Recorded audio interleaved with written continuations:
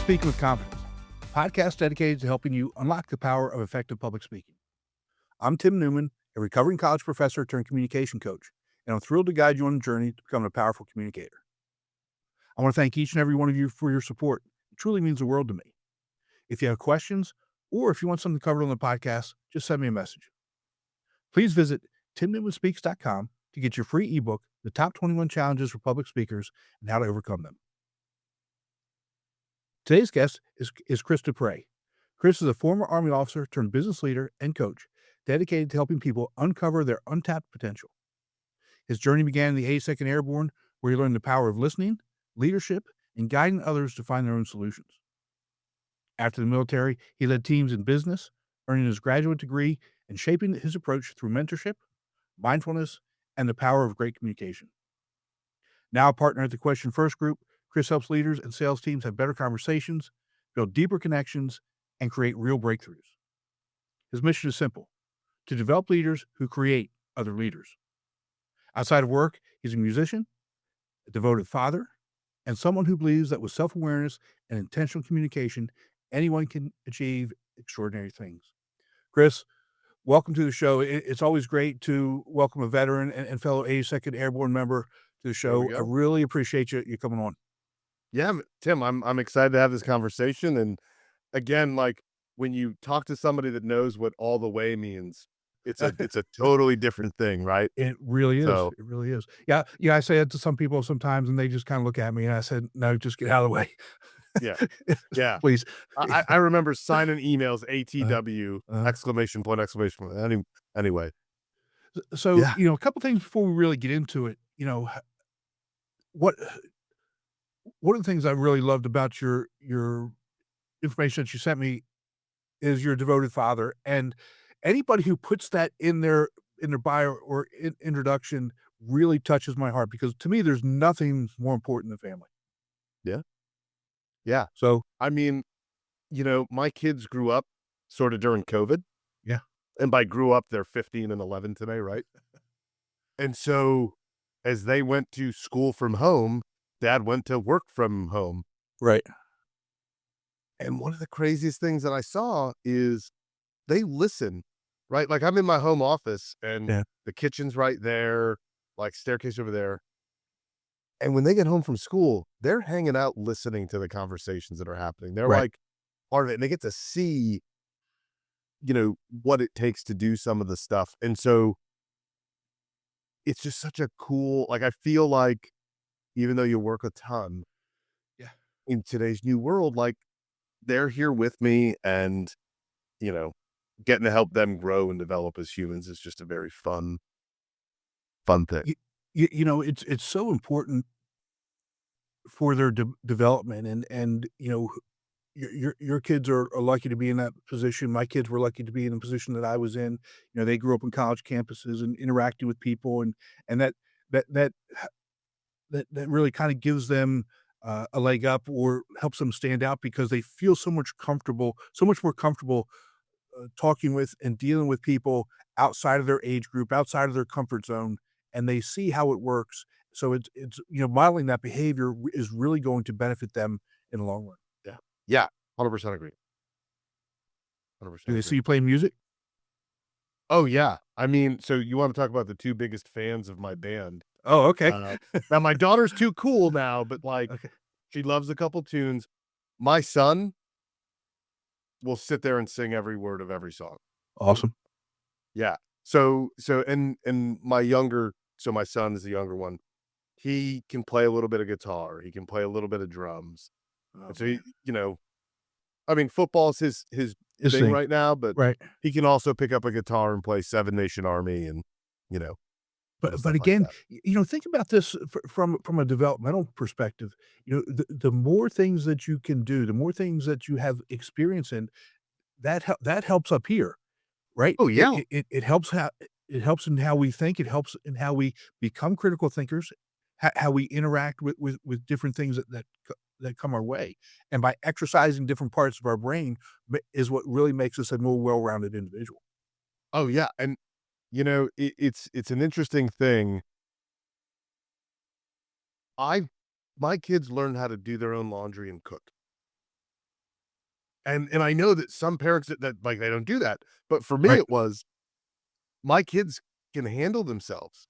Right. And so it's the same thing with, like, trying to teach them how to communicate, how to your point of, like, how do you talk to people outside of your age range? Right. How do you do some of those things? Those basic lessons, even if they're outside. Like, my kid, he played Seven Nation Army was the tune that he loved.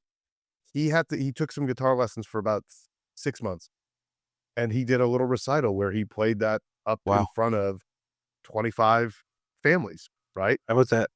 It's a huge deal for this Mhm. for this little dude, right? Yeah. And so setting up moments like that is just key. It really is. And it's also teaching them in a couple of things that I really want to talk about is, and, there there are some traits that make people or there's they don't make them successful. They're traits of people that are successful in the military and in private industry, um, in the civilian world, uh, initiative and awareness. Mm. You know, what have you found in your current position with people revolving around initiative and awareness, and the difference between the people that are successful, somewhat successful, and not successful? Yeah. So, I think the number one I mean, I don't wanna call it the number one killer of potential, but I think the biggest thing that holds people back is this lack of self-awareness. Yeah. So, when you go look at leaders that don't know how their energy impacts a room, how their Mhm. communication impacts a room, how simple things they've said, like, when they can't see it, it has really negative impacts on an organization. Right. The same thing is true if you're not the leader, you're on the team, right? Right. The more aware we can become, and I think what I mean by that is, the more we understand how we show up and impact those around us by Mhm. just being, the more effective we become. Right. Then you get to initiative. And this was a huge part of being an officer in the 82nd Airborne Division. Mhm. And I think it is a limiting factor that I see in a lot of folks. And I don't want to blame the folks. It comes from dependency that gets built from leaders, usually. And this is the example. And you see this all the time. Young leader gets put in the role of leader, like manager, super, whatever that is, because they were the best at the thing they did. So, Tim, they were the person that took initiative. They were the person that just got after it, that just went Right. all in, did Yes. everything, took it. Then we make them leader and we don't teach them anything. And so now we've added humans under them and more things to achieve. But they're so focused on just achieving it that when you, as the subordinate, come to them and ask a question, they just answer it. Right. And they always answer it. And they always, I don't like the word micromanage, but they basically micromanage. Right. So we create this bottleneck with these new leaders. So the people under them never practice initiative because they're just told to do certain things. Yes. And it creates this cycle of non-existent leadership. Yeah. Because when that person that was elevated leader was never trained how to be a leader, eventually they're gonna move up because that's what Right. happens, Right. and they're not trained there, they're not training this person, and then it just becomes It's a cycle. roll over, roll over, roll over. And so what ends up happening is the folks that work under those folks feel no autonomy. They feel micromanaged. Managed. They go to be compliant, do the things I need to do so I don't get fired, versus committed, which is like, I'm into the mission. I'm into what we're doing. I'm here. I'm giving you everything I got every day. Exactly. Again, which leads into the disciplined initiative. Mhm. And so when you look at folks that have been super successful, they're self-aware and they have this discipline, this drive. Right. Right. But what we don't ever talk about is they usually have had a great leader Leader. that is a mentor that has helped them break out of that horrible cycle. Yes. Yes. And they And that and that person then becomes a great mentor. And correct. that's how it kinda rolls down. You know, Yeah. I had a last week I had, 4 of my former students come to town. They do a buddy trip every year, and I was really touched. This year, they chose to do it where I live, so they could come see me. I mean, I keep in touch. I mean, they've become, close friends and like family. Mhm. And one of them is a college professor at 40 years old. He's a department chair, full professor, and he was telling me about some things, and I had to take him back to some of the things we talked about when he first started. I said, first off, you've lost sight of what your actual job and what your actual role is because you haven't been trained in these things. And you have to understand, you have to touch back with that. Your job is to develop people to be successful in life. It's not to teach them sport marketing. It's not to teach them this, that, or the other thing. Your job is to teach them how to be successful in life. Your job as a department chair is to help your faculty members, help your students be successful in life, Right. and get back to doing those things. And everything may not always work out the way you want it to do, but ultimately you're meeting your mission. You're meeting the things that you're tasked to do. The most important thing is take care of those students. Yeah. Yeah. And we forget that sometimes. On all levels, in all industries, it happens in the military, it happens in private business, it happens in education, it happens in families, it happens Yeah. all the time. We get so with stuff, with life. Yeah. Because there's all these pressures, Right. right? So in the business world, right, you have revenue targets, you have sales quotas, you Mhm. have you marketing KPI, like whatever it is, that's a weight that you are carrying around. Yeah. And we can't, as leaders or aspiring leaders, let that keep us from that mission of we have to create other leaders and get them to develop and grow. Right, right. Because eventually we're not gonna be here, and Yeah, somebody's gotta take charge. Somebody's gotta do it, that's you right. know? And just something that kinda popped in my head, you talked about being involved and being committed, and I always think about it from the breakfast perspective. The chicken is involved, the pig is committed. Mhm. Yeah, So, yeah, okay, remember that. yeah. Oh, I like that. So, um, we also talked about, how we can help. One of the issues with young people is they don't have a framework in how to talk to people because the the reality is, again, we're never taught how to talk to people. It's just go Yeah. go Go figure it go out. go figure it out, and that's Yeah, what we had to do, and that's great, but we're in a different time in life. We're in a different time in society that, again, go back to the the the helplessness because we've got this screen covering our yeah, face all the time. There's no need to talk yeah, to anybody because I've got it already here.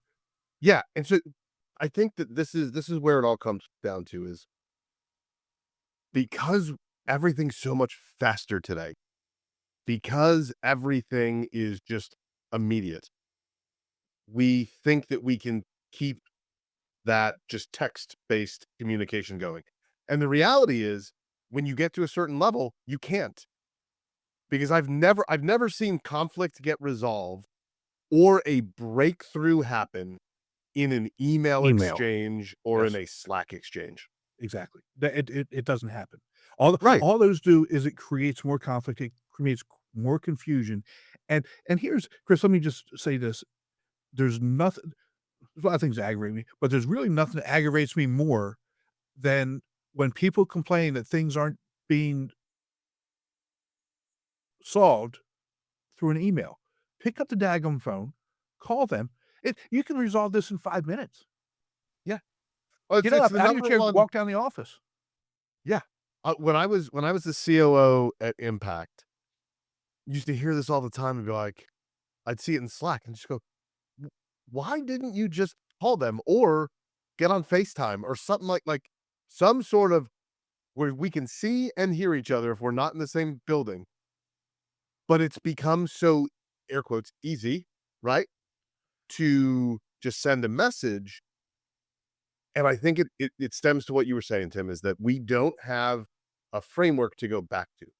We don't get taught how to, quite frankly, get past some of the junk that ends up in our own brains that gets in the way of effective communication. Yep. Exactly. Right? Mhm. One of the biggest things, and I think it was reading James Clear's book, Atomic Habits, that he talked about this, about how the brain uses the most calories of any other Yes. organ in the body, right? And so it then, to try to reserve, like, to save energy, it buckets things together, and this is where assumptions come from, right? So Right. we hear the same thing over and over, so we automatically make the jumps in here to that thing. And assuming is good in planning. Okay, like you remember from back in our Uh-huh. days in the 82nd, right? Yep. You Yep. have to assume when you're making a plan. But the first Right. thing after the plan's done is you send out reconnaissance to go To make sure confirm or deny those assumptions, exactly. right? Right. But we don't teach people how to do that reconnaissance in communication. And Communication. it's so simple. Yes. It's just It asking is. questions. It really is. And, you know, for our listeners, Chris and I did a pre-show call, and I record all those calls, for my research to go back and plan for this. And it hit me when we had the call, but it hit me again when I went back to watch. You asked, we were talking about, where people were getting hung up, and then you thought for a second, and then you asked another question. And then you asked another question, you said, now you get it. And that's how simple is that? How simple is that? Just ask the questions. If you don't understand something, ask the questions. If you want clarification, ask the questions, and let's pinpoint what the issue is. And then we Yeah. can deal with that issue, and then we can move on to the next issue. Yeah. And so we call it, at the question first group, we call that the law of three, right? Where it's like, hey, your first answer is likely never the real answer. It's not the root cause thing. So if you ask somebody, so let's stick with my daughter for a second. If I ask my daughter when she gets home from school today, how was your day? She's 15, she's a sophomore in high school. Tim, she's gonna say the F word. It was fine. Uh-huh. Do I know anything in that moment? No, nothing. No, I don't know anything. Nothing. Right? So then, so too many of us accept that non-communication and we just move on. Yes. But I'll go, well, hey, what happened today that was like different from any other day? And she'll say something like, well, how did that impact this? And now we're in what Now you're having a so many conversation. parents don't get into, which is a conversation with your kid. Conversation. Yeah. Yep. I love going even a step further, going, hey, Brooklyn, on a scale of 0 to 10, 10 was the best day ever, 0 is the worst day ever. Where was your day?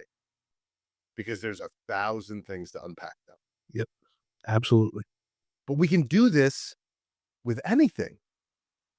A team conflict, a research like, if Sales we are meeting. curious, Tim, Mhm. like, I think this is so you've got self-awareness, you've got discipline, but we have to be curious, not curious in the way that we just ask Siri or we like type it in, but where we're like, well, I want to hear what Tim has to say. So Tim, what do you think about that? Right.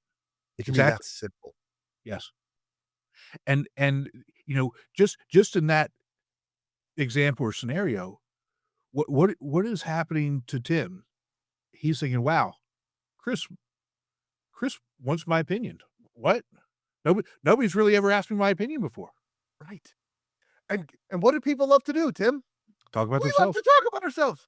Right.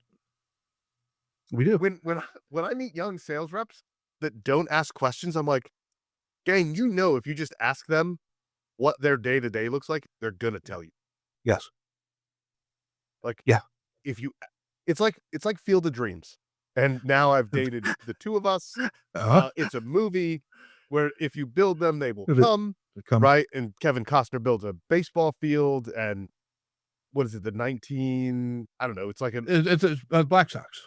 the Black Sox from Black Sox scandal, What was that it, team. the early 19 something? It doesn't matter. Yeah.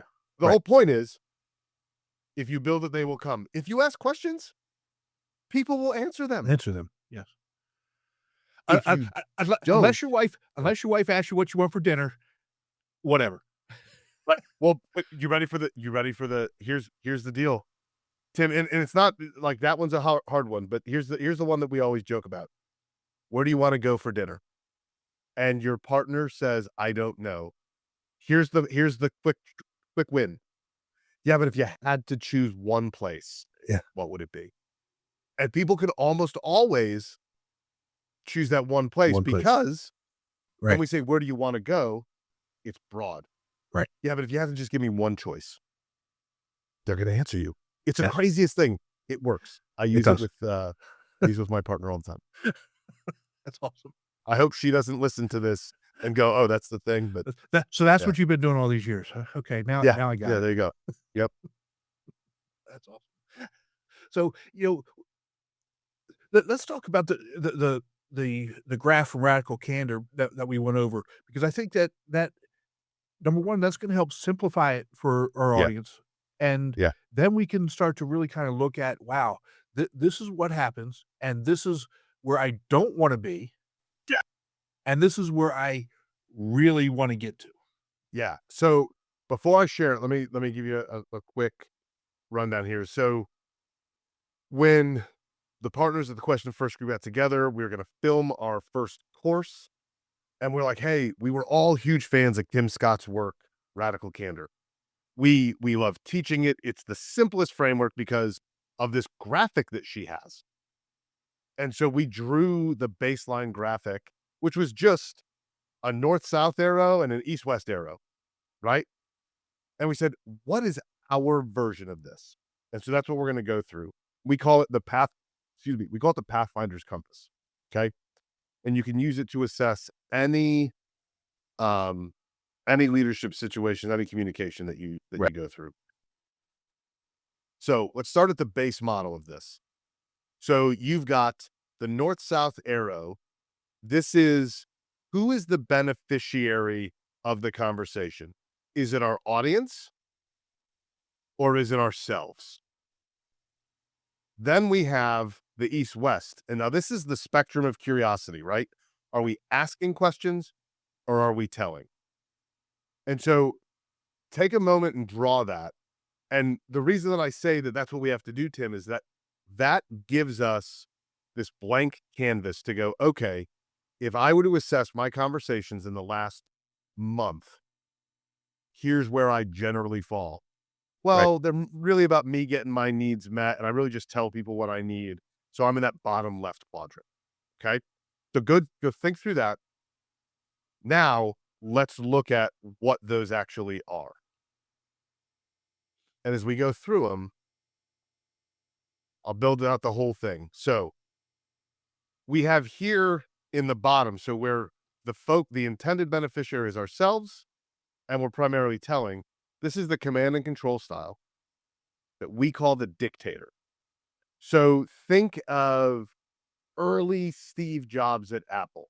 This is just the do what I say because I've said it. Then we go over to the bottom right, engineered manipulation. So think of Harvey Specter from Suits, right? This is the lawyer. This is the prosecutor, right? They're trying to they're asking you questions to say the thing they want you to say. Right. Okay. Then we go to the instructor. This is prescriptive engagement. Think of, this could be like the sales leader that got promoted because they were the best salesperson. That's like, hey, just say it exactly this way and you're going to win. I'm rooting for you. So they tell you everything, but it's for your benefit. Then we have guided discovery. This is the Pathfinder. This is where we want to be. My favorite way to put this is the Ted Lasso character. Yes. Ted is a great... That is awesome. I'm glad that is awesome. Yes. So that's the Ted Lasso is the Pathfinder. And it's this idea that we're focused on the other, like our audience. We're focused on helping them, but we're asking them questions because, Tim, when I ask you questions, What does it force you to do in a Force you conversation? it forces you to think and engage. Yeah, to think and engage. And when we think and engage, that's when we actually develop this disciplined initiative, this awareness of what we're doing or not doing. This is how you create more leaders. Yes. If you just tell them exactly what to do, you create clones that Mhm. follow a system and that's it. Right. Now, Exactly. here's the tricky part. Nobody stays in one box all the time. Right. Right. And so go back to this awareness pieces. When do I find myself telling more than Mhm. asking? When do I find myself worrying about me and getting what I need done versus helping the person that comes to me? And the biggest thing that I see, especially younger leaders, will will have people come to them, they'll answer every question. They will be the instructor or the dictator. They fall into one of those two. And when you ask them why, they're like, I just don't have the time to have the real Yes. conversation. Yes. But the thing that helps get the breakthrough is like, well, how many times does person A come see you in a week? Oh, like 4 or 5 times a day. Okay. So is spending one 30-minute conversation to get them to see the thing better than having 30 or 25 interruptions throughout your week? Right. But sometimes we have to paint that for leaders. Exactly. The key, though, is that we're focused on this. Because if we're not focused on it, then the vicious cycle that I will call of non-leadership continues. And you have all of these sort of lemmings doing work. And you have the stats that you see from Gallup and Gartner of unengaged employees at work. Yep. Yeah, and I think you nailed it with the whole time thing. If we were to step back and look at it, yes, it takes time to build this relationship. Yes, it takes time to teach them and guide them to be able to get to this point. And you're d and you what you like you said, what you don't really think about is all the time that you're wasting way over here just, you know, telling them what to do. Tell them Yeah. what to do again. Do it this way, do it that way. Go call Steve, go do whatever, as opposed to taking the time to sit down with them, teach them, guide them, and Yeah. build the relationship because to you know, I know we're gonna get into this, but that it's that relationship that Yeah. is the ultimate is our ultimate goal, right? Well, And and just think about this. It can be as simple, Tim, as an employee comes up to you, if you're a new leader, to say, what do you think we should do with this? You just say, hey, listen, I've got some ideas. Before I tell you what I'm thinking, what's coming to mind for you? exactly, exactly. And so there's a one of the things that a lot of people struggle with is they'll hear this message and they'll just say, well, what do you think? And now with certain people, that's going to be fine. But certain people also want to know that you still got their back. So it's like, hey, Right, I'm going to help you and we're going to spend some time here. right. And that gets the ball rolling. It really does. You know, and I did something similar to that when I was a professor. You know, they would want me to give them examples of this, examples of that. I said, "You know, I can do that, but if I'm gonna do that, you can't use any of those examples. So let's talk it through together. You know, what Yeah. are you thinking? Because what you're thinking is probably gonna be a little bit different from what the student over here is thinking. So let's let's sit down together and start walking through it, and then you could see their faces go, "Oh my gosh, now I really have to think about this instead of just taking what somebody else is telling me to do and Right. doing it." And then once they get it, it's kinda like that email that you got a little bit ago. It Yeah. makes you bingo. You know, you Yeah. wanna high five people and just kinda it's you got it now. Now do that all the time. Yeah. I got to tell you, listen, I've been a coach now for about 5 years. I probably have 4,500 hours of coaching under my belt, something like that. And I'd never received an email like this one from a young leader who's likely around the, like the same age as a lot of the listeners, right? Like a lot of folks. And the overarching message that she sent to me was how unequipped she felt in her leadership abilities. She was like thrust into this thing. She was shooting in the dark, trying to understand how to develop people. And she had this caring about it. She wanted to do it. She had a strong desire to do her job, be the leader that she looked up to, but she had no idea how to do it. But she had the initiative, Tim, and the awareness to go, this training is hard, but I am going to suck it up and get through this discomfort. And now she feels like she understands how to actually coach and teach Right. people. The burden of leadership is less. The training is something that she likely will talk about for the rest of her life. Yes. Now that is from, so you ready for the craziest part? Yeah. I've never met this human in like real life. We've only met virtually, and we've Wow. only worked together for about 5 months. How about that? That's awesome. Yeah. That it I I read it in the car at the post office as I was about to file the company's tax return, and I, like, started crying because it was like, yeah, "Holy smokes. This is what you can do when you just have real conversations with people." exactly. Exactly. Yeah. And I love the whole idea that she admitted that it was hard because you know that's where the learning occurs. The hard part when the learning it doesn't happen when it's fun and nice and good, and the learning is the hard part. It's that struggle. That's where the learning occurs. And so you better embrace it. You better embrace that learning. Yeah.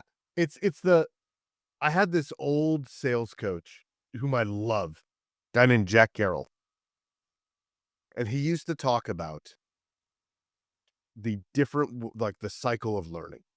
And he was like, "You start with unconscious incompetence. You don't know what you don't know." No. Right? So it was Right.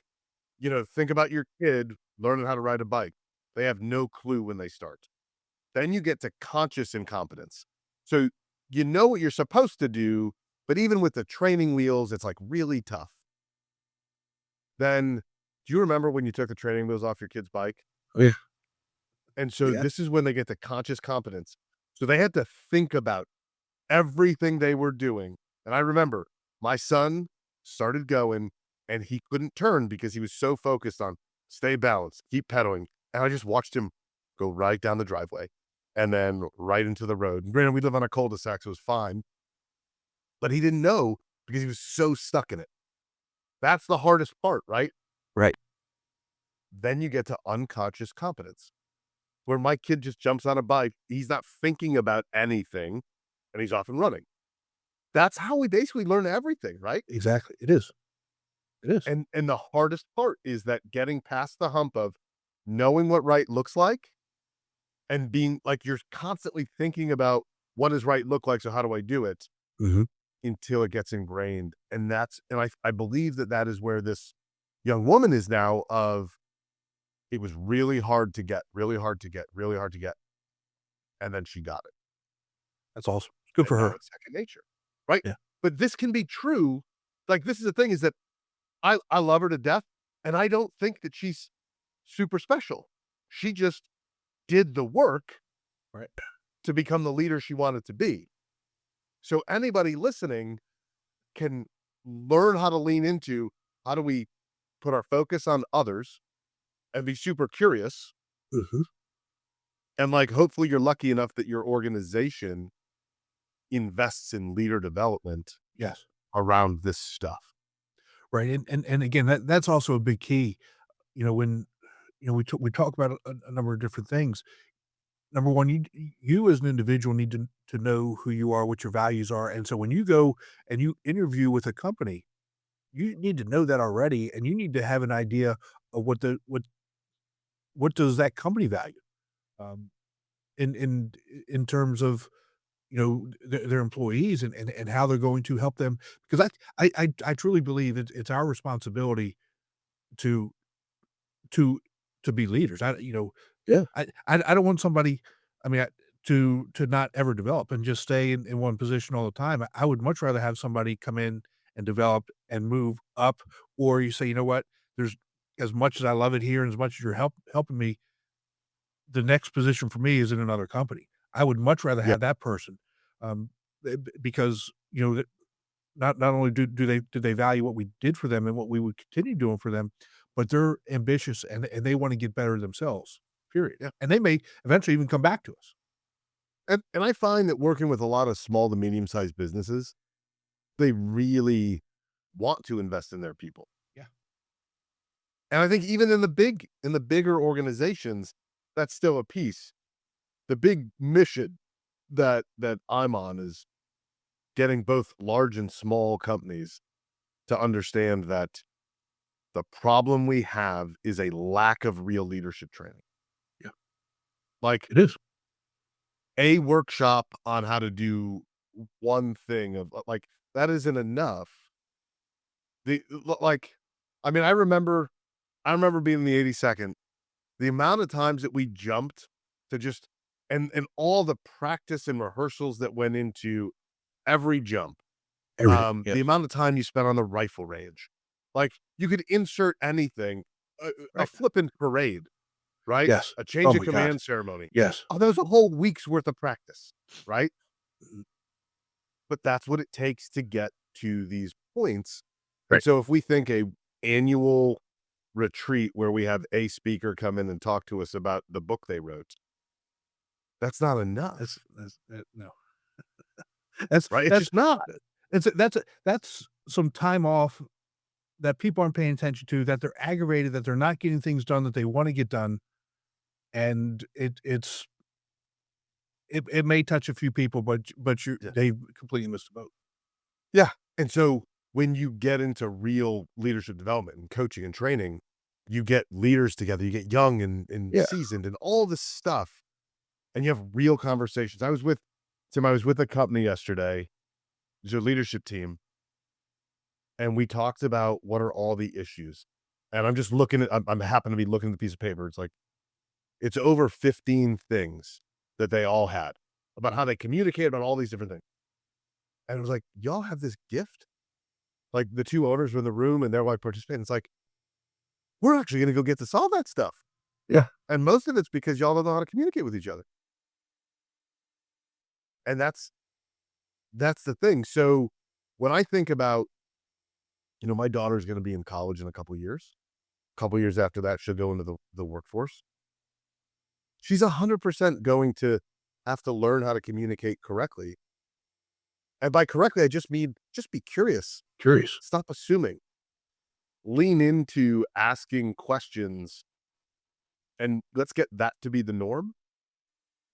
And have this like where we show up with like this question first mentality of, hey, before I get defensive, before I make a judgment, let me unpack what they mean. Like too often, have you ever, you think of a sales professional, if you tell a sales guy, well, I just think that it's a bit expensive. What's the first thing that they usually do in that moment, Tim? Well, they ask follow-up question, what's too expensive? What is So it that's that what you're we want them to do. So right. listen, so that's if they get trained, right? Like, well, hey, Okay, what does too so expensive mean? so Yeah, yeah. you But know, here's what, because Tim, you're a communications coach, so of course you answered that way. I'm But sorry. let's talk about most salespeople, brother. They're going to go to a discount or they're going to lean into their pitch. Well, it's really about the value and blah, blah, blah. And we as the consumer, like, I'm good. Right, right. But the simplest thing is just, hey, what do you mean by too expensive?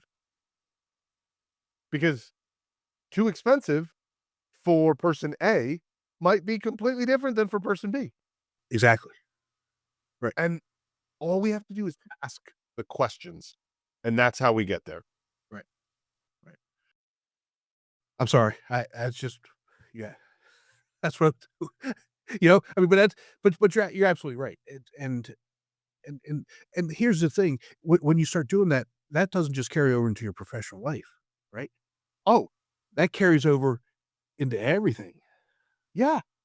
It so the funniest thing is The second that I learned this stuff and worked with Marcus, my partner, or one of my partners, to like work on what is breakthrough conversations, what is this thing that we want to do, made me a better dad, made me a better partner, made me a better human, just because instead of sitting there with this judgment, I got curious. What the heck?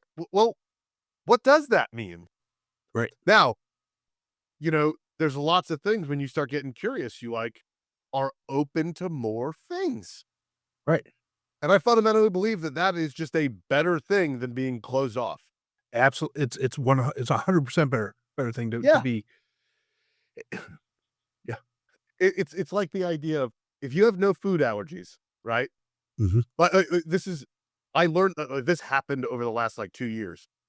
I'd never done one of those fixed menus where a chef just creates and but I went on this experience and I've never eaten ceviche scallops. Okay. And I live in New England and they brought those out and it's like, well, I could judge it because to me, it was air quotes uncooked and cold. It's like, or you could try it. Just try it. And so you just try it. Just And try it. now here I am talking about Uh-huh. that because it was like it was just trying something new. Yep. Being curious about it. Yep. Open it up to something that I actually do sort of like now. How about that? Yeah. Right? The food referencing is a good one. My wife loves sushi. I can't stand it. Oh, yeah. But every year on her birthday, she says she wants to go and get sushi. So we go. So what do? We go and get sushi. And she says, "Are you going to eat it?" Yeah, I'll try it because maybe I'll try something different than I like, or maybe I'll try the same thing and I'll like it this time. Yeah. It's about curiosity. And it makes her happy. Super happy. Yeah. And Heck yeah. I eat so much food anyway. If I have a bad meal or if I don't like something, I will be okay. Trust me. It's gonna be just I'll be just fine. I share that with You you, know? my friend. I share You that know? with you. So what are the 4 pillars of your Yeah. framework? You mentioned the rule of 3, which to me is Yeah. it's So I'm gonna the say law. it's the most important because that's the only one we've talked about so far, but Yeah. it's very important. So listen, there's 4. Here's the deal. There's nothing new or novel with them. They are 4 things that are out in the world. Right. But when they're brought together and we teach them the right way, they become this great thing we call breakthrough conversations. Right. So the first one, which is potentially my favorite, is yes and. And Tim, this is literally stolen from improv comedy, right? Right. We take whatever is given to us and we move forward with it. Right. And I'm a huge Star Wars nerd, so I'm like, for me, yes and is like the force Okay. that surrounds communication. Okay? So that's yes and. We're always positive energy. Like our body language, our everything needs to be moving us forward, positive energy. Second one is vanguarding. This is the idea of when's the best time to address a concern? Before it becomes a concern, right? Right. Like if we address a concern before it becomes a concern, Uh-huh. we are not objection handling anymore. We are having the right conversation. Having a right conversation. Right. And sometimes it's as simple as like, hey, you might be thinking, and then you go into it, right? So vanguarding is getting ahead of concerns before they become concerns. It's like, what are all the but statements somebody could make? Mhm. And how do you address them so they can't say, yeah, but what about this? And that a lot of that goes revolves around the preparation and research and knowing your audience, knowing who you're talking to, all of that stuff. It's so important to have an understanding of those things as opposed to, oh, you know what? I'm talking to Chris today. I have no idea what he's going to say. Right. Let's wing it. Yeah. Well, and it's also reading your audience, right? Yeah. Mhm. So, hey, you're about to say something like that they might sound weird. Hey, I'm gonna say something that might sound weird to prep it, right? And now it's less awkward. Okay. Right. That's vanguarding. Now that we chose that as the title of this, going back to like the Roman legion when they'd have the vanguard would be out in front. Mhm. This idea that we're out in front of these things. The third is question first. It's not a leader's job to tell people what to do. It's their job to help them discover it for themselves. Yes. When I talk to sales folks, I say, it's not a salesperson's job to sell the thing. It's to guide the buyer to make the right buying decision. Ooh, I like that. But just think about the power of that one for sales. Right. The second you stop trying to just pitch and sell the thing, you become a guide. Yep. And we don't like salespeople. We love guides. Yes. That's I like that. I really do. And it's just lean into curiosity. And that fourth one, law 3. Yeah. They all tie together. And that's how one becomes a Pathfinder, is they leverage those 4 pillars in all their different communication. And again, it comes back to, in terms of that breakthrough communication piece, you're building that relationship, and the more you're doing it, the more open they're going to be, the more information you're going to be able to share, the more you're really going to get to the point, and then the more you're going to be able to build that trust. Yeah. Because the idea around all of this is, whether it's we're selling or we have people that we lead, how do you build trust with people? How do you build that connection? They feel seen and heard. They believe that you actually do care about them and have their back, right? Right. I mean, if you think of, you go to the dictator, right? The Steve Jobs, early Apple type thing. He was just a jerk, and he wanted things done his way. Now, I think he's a brilliant dude. I think that, I have probably 6 Apple devices in a 2. Well, they're all running right now, right? Yeah. Right. Yeah. Like I'm looking at 4 of them right now, and my iPhone I can't see. So there's at least 5, right? But the idea is, he struggled at first because he was just demanding without understanding people. Right. And letting them do things, right? And then if you think of Ted Lasso, I love Ted Lasso, Tim. I do Ted too. is I aspire to be more like him. But if you think of the end of season 1, he gets Roy to self-discover that he should bench himself Yes. in that last game. Yeah. Because Ted, I think the show portrays it pretty solidly that he would have let Roy start if Roy had said he was going to start. But he asked him some questions. They talked about it. And you could tell that the character of Roy felt the character of Ted actually cared about him. Yes. And actually wanted him to do what was right for him. Right. Not what was right for Ted. Not that was going to make everybody else happy. Right. But it was about what was going to be right for Roy. And so it's like, how do we, as leaders, as subordinates, as just humans, go, hey, how do I help the person I'm talking to just get better? Yeah. Do their thing. And I tell people all the time, I don't care what business or industry you're in, what you do. If you're an accountant in a cubicle, if you're an artist, I don't really care. It's all comes down to the relationships that we build. And you could talk about AI this and AI that. At the end of the day, it's going to still be about interpersonal communication. It's still going to be about the relationships that we build. AI has its role, and has its role in communication, has its role in business, but at the end of the day, it's about people. It's about the relationships and connections that we build. 100%. 100%. And that's why this is important work. Yeah. And it doesn't matter where you're at in your journey. Right. Right?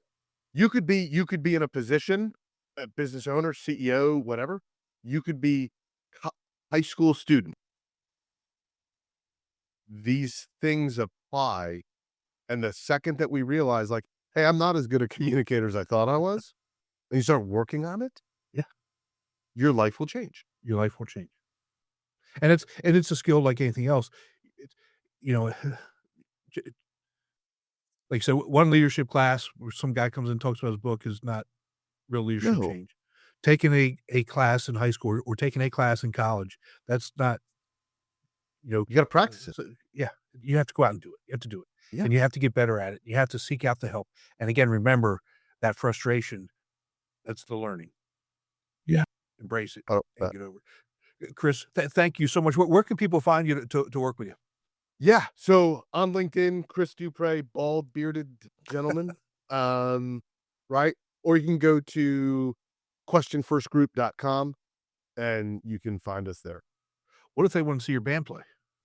So you'd have to come to band practice in Middletown, Oh. Connecticut. We, this is the fun thing of having people at different stages of their life.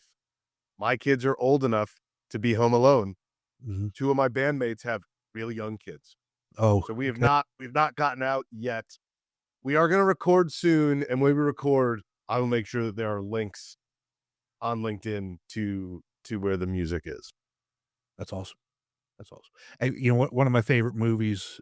It's called The Drummer. I don't know if you've seen it I have with it. Rainn Wilson, Dwight from The Oh, Office. yeah. I mean, it's The it's Drummer. classic. I'm writing Yeah, it down. it's called The Drummer. I will All right. tell you, last night, not that anybody's going to care about this, but I saw Mumford and Sons in a 2,700 person Did you really? thing. Wow. And here's the takeaway that actually is there is, so for some people, that's a lot of people. But when you think about a band that plays festivals, Mm-hmm. that's a very small, intimate crowd. That's a small, intimate environment. Yeah. Now, here's the thing. When you get like-minded people together, so at a festival when there's 50,000 people, maybe 5% know all the words to all the songs. Mm-hmm. Last night, 2,700 people knew every word to every song. And it was this coming together.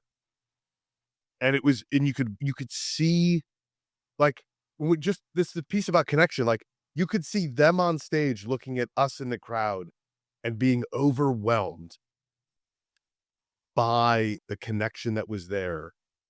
And so if you haven't experienced something like that, I strongly recommend that folks That's go awesome. It's powerful for you, but it's really powerful for them to see the mark that they've made. Oh, And yeah. you know, the amount of time and effort that goes into to being a musician and to the there's a smaller percentage of people that make it as musicians and bands than people that become professional athletes. Yeah. It's It's all crazy. about luck. It's all about being in the right place at the right time, and to have that and to be in those types of environments, it's powerful. Yeah. And the funniest thing is, as I'm trying to be a curious dude, that's what I focused on. I was like, look at them. Like, imagine what that's like. And it was this whole new moment leaning into curiosity rather than what a lot of folks might do is lean into judgment. And so I'll leave you with that. It was super fun. And someday maybe I'll play the 3,000 in front of 3,000 people. I don't think so, but we'll see. Well, you've got, two of the best fans there anyway, so that's all that really That's matters. right. That's right. They're honest to God, the fact that they like the music is a win in and of itself. Exactly. Well, Chris, thanks so much, buddy. I really appreciate the conversation. It was great, and we'll talk to you soon. Yes, sir. Thanks so much. Be sure to visit speakingwithconfidencepodcast.com to get your free ebook, Top 21 Challenges for Public Speakers and How to Overcome Them. You can also register for the Formula for Public Speaking course. Always remember, your voice has the power to change the world. We'll talk to you next time. Take care.